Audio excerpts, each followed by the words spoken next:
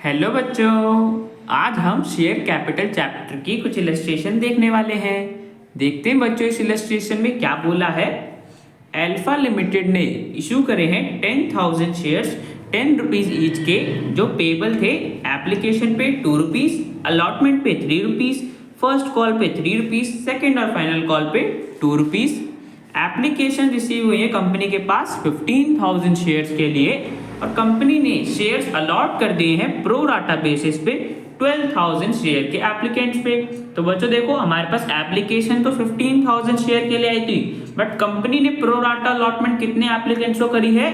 12,000 shares के। मतलब बच्चों जो 3,000 शेयर की एप्लीकेशन थी उनको रिजेक्ट कर दिया गया होगा। ठीक है बच्चों, आगे देखते हैं। बता रखा है सारे शेयर होल्डर्स ने अलॉटमेंट की मनी पे कर दी है, बस एक शेयर होल्डर था जिसको 200 शेयर्स अलॉट करे गए थे, उसने अलॉटमेंट मनी पे नहीं करी है। कंपनी ने उसके शेयर्स फॉरफिट कर दिए। उसके बाद बच्चों फर्स्ट कॉल का अमाउंट मंगाया गया और उसके बाद जो फॉरफिट करे थे शेयर उन्हें वापस री इशू कर दिया गया 9 रुपीज पर शेयर के प्राइस पे, जो कि 8 रुपीज पेड अप थे। फर्स्ट कॉल के बाद से री इशू कर दिया गया उन शेयर्स को। और सेकंड और फाइनल कॉल का अमाउंट अभी तक कंपनी ने मंगाया नहीं है। क्वेश्चन में बच्चों हमें कैश बुक और जर्नल एंट्रीज पास करने के लिए बोला है। तो सबसे पहले बच्चों एप्लीकेशन देख लेते हैं। एप्लीकेशन में बच्चों 2 रुपीज पर शेयर हमें मिलना था और टोटल एप्लीकेशन कितनी आई थी? 15,000 शेयर्स के लिए। तो बच्चों एप्लीकेशन मनी हमें कितनी मिली होगी? 30,000 रुपीज। तो बच्चों कैश बुक में जनरल एंट्री रिकॉर्ड करेंगे to share application account, debit side में आ जाएगा। एप्लीकेशन मनी मिली है 30,000 रुपीज की। ठीक है बच्चों, अब देखो बच्चों ध्यान से समझना, हमें क्या बता रखा था कि सिर्फ 12,000 शेयर के एप्लीकेट्स को ही प्रो राटा अलॉटमेंट करी गई है। तो बच्चों मैंने बताया था जो 3,000 शेयर की एप्लीकेशंस होंगी उन्हें रिजेक्ट कर दिया होगा। तो बच्चों जो उन एप्लीकेशंस पे एप्लीकेशन मनी मिली होगी हमें 2 रुपीज पर शेयर की 3,000 शेयर्स पे, उसे बच्चों कंपनी ने रिफंड भी तो करा होगा ना। तो बच्चों एप्लीकेशन मनी रिफंड करेंगे तो कैश बुक की डेबिट साइड में आ जाएगा। By share application account 3,000 shares पे 2 रुपीज हमने रिफंड कर दिया, क्रेडिट साइड में आ जाएगा 6,000 रुपीज। ठीक है बच्चों, हमने इनकी एप्लीकेशन रिजेक्ट कर दी थी तो इनकी एप्लीकेशन मनी रिफंड कर दी। अब बच्चों देखते हैं हमारे पास एप्लीकेशन मनी कितनी बच गई। तो बच्चों देखो टोटल हमें 30,000 रुपीज मिले थे, उसमें से 6,000 हमने रिफंड कर दिए, तो एप्लीकेशन मनी बच गई हमारे पास 24,000। अब बच्चों इस एप्लीकेशन मनी को हमें शेयर कैपिटल में ट्रांसफर करना है। तो बच्चों देखो जर्नल एंट्री पास करनी पड़ेगी ट्रांसफर करने के लिए। शेयर एप्लीकेशन अकाउंट को डेबिट कर देंगे 24,000 से, बिकॉज हम ट्रांसफर कर रहे हैं। अब बच्चों देखो शेयर कैपिटल में किस बेसिस पे हम अमाउंट ट्रांसफर करते हैं? जितने शेयर्स अलॉट करते हैं। तो बच्चों शेयर्स तो हमने 10,000 ही अलॉट करे हैं और उनके हिसाब से देखा जाए तो 2 रुपीज पर शेयर की एप्लीकेशन मनी जो कि बच्चों 20,000 बनती है। तो शेयर कैपिटल में हम कितना अमाउंट ट्रांसफर करेंगे? 20,000 रुपीज। तो शेयर कैपिटल अकाउंट को क्रेडिट कर दिया 20,000 रुपीज से, एप्लीकेशन मनी ट्रांसफर कर दी। अब बच्चों देखो 24,000 के हमारे पास एप्लीकेशन मनी थी, उसमें से बच्चों 20,000 हमने शेयर कैपिटल में ट्रांसफर कर दिया। तो बच्चों जो हमारे पास 4,000 रुपीज अभी भी एप्लीकेशन मनी बच गई, वो तो बच्चों एक्सेस एप्लीकेशन मनी है ना। और बच्चों मैंने बताया वो एक्सेस एप्लीकेशन मनी जब भी आती है तो हम उसे अलॉटमेंट पे एडजस्ट कर देते हैं। तो बच्चे 4,000 रुपीज की जो हमारे पास एक्सेस एप्लीकेशन मनी है इसे हम अलॉटमेंट पे एडजस्ट कर देंगे एडवांस में। तो शेयर अलॉटमेंट अकाउंट को क्रेडिट कर दिया 4,000 रुपीज से, बिकॉज हमारे पास एक्सेस एप्लीकेशन मनी है शेयर होल्डर्स की। ठीक है बच्चों, तो एप्लीकेशन यहाँ पे हमारा कंप्लीट हो गया। अब बच्चों नेक्स्ट अलॉटमेंट आया होगा। तो बच्चों अलॉटमेंट पे कंपनी को 3 रुपीज पर शेयर मिलना था और 10,000 शेयर अलॉट करे थे। तो सबसे पहले बच्चों अलॉटमेंट को ड्यू कर देते हैं। कितनी अलॉटमेंट मनी से? 30,000 रुपीज की अलॉटमेंट मनी हमें मिलनी है। तो बच्चों अलॉटमेंट को ड्यू कर देंगे, शेयर अलॉटमेंट अकाउंट को डेबिट कर दिया 30,000 रुपीज की अलॉटमेंट मनी हमें मिलनी है और बच्चों हमने उसे ट्रांसफर कर दिया शेयर कैपिटल में। तो बच्चों अलॉटमेंट ड्यू हो गई। अब बच्चों इसका हमें अमाउंट रिसीव होना है। तो बच्चों देखो अलॉटमेंट के लिए हमें क्या बता रखा था कि सारे शेयर होल्डर्स ने अलॉटमेंट मनी पे कर दी है, बस बच्चों एक शेयर होल्डर था जिसको 200 शेयर अलॉट करे गए थे, उसने अलॉटमेंट की मनी पे नहीं करी।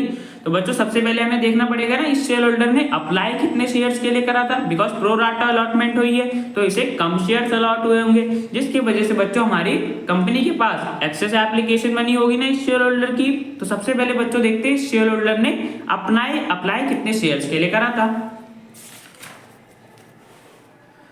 तो बच्चों देखो हमें पता है 10,000 शेयर्स अलॉट करे गए हैं 12,000 शेयर के एप्लीकेंट्स को। मतलब बच्चों अगर हम इसे सिंपलेस्ट फॉर्म में लेके आए तो हमारे पास अलॉटमेंट की रेशियो क्या आएगी 5:6। मतलब बच्चों जिसने 6 शेयर्स के लिए अप्लाई करा होगा उसे 5 शेयर्स अलॉट करे गए होंगे। तो बच्चों देखो अगर हम इसका रिवर्स निकाल देंगे तो हमारे पास एप्लीकेशन की रेशियो आ जाएगी जो कि बच्चों इसकी उल्टी मतलब 6/5 होगी। तो बच्चों हम निकाल लेंगे इस शेयर होल्डर ने कितने शेयर्स के लिए अप्लाई करा होगा। तो 6/5 को बच्चों मल्टीप्लाई कर देंगे हम 200 शेयर्स उसको अलॉट हुए हैं। तो बच्चों हमारे पास आंसर आ जाएगा 240 शेयर्स।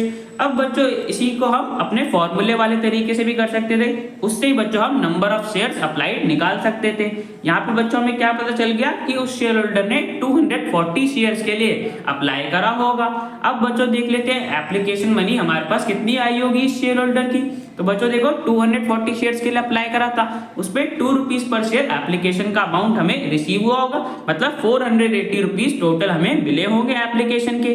अब बच्चों देखो 240 शेयर्स के लिए तो उस शेयर होल्डर ने अप्लाई करा था, बट कंपनी ने उसे कितने अलॉट करे हैं 200। तो बच्चों 200 शेयर्स पे 2 रुपीज पर शेयर की एप्लीकेशन मनी हम देखें तो बच्चों हमें चाहिए कितनी थी 400 रुपीज, जबकि बच्चों हमें 480 रुपीज एप्लीकेशन मनी मिल गई। तो बच्चों जो 80 रुपीज हमारे पास बैलेंस है वो बच्चों एक्सेस एप्लीकेशन मनी है।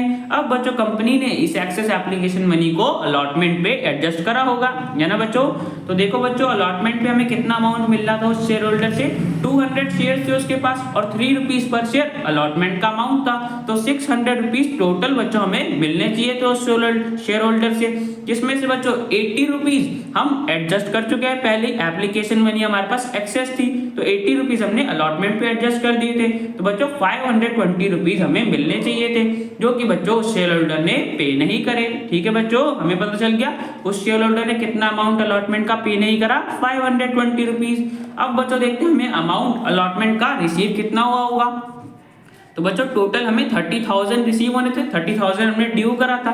अब देखो बच्चों 30,000 हमें रिसीव होने थे, उसमें से याद करो बच्चों 4,000 तो हमें पहले ही रिसीव हो चुके हैं ना, हमें एप्लीकेशन पे एक्सेस एप्लीकेशन मनी थी जो कि बच्चों हमने एडजस्ट करी थी 4,000 रुपीज की। तो बच्चों मतलब 4,000 रुपीज हमें पहले ही मिल चुके हैं एप्लीकेशन के टाइम पे जो कि हमने एडजस्ट कर दिए थे।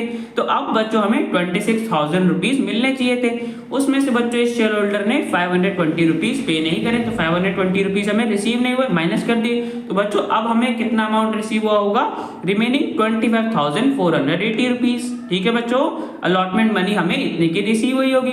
तो बच्चों कैश बुक की डेबिट साइड में आ जाएगा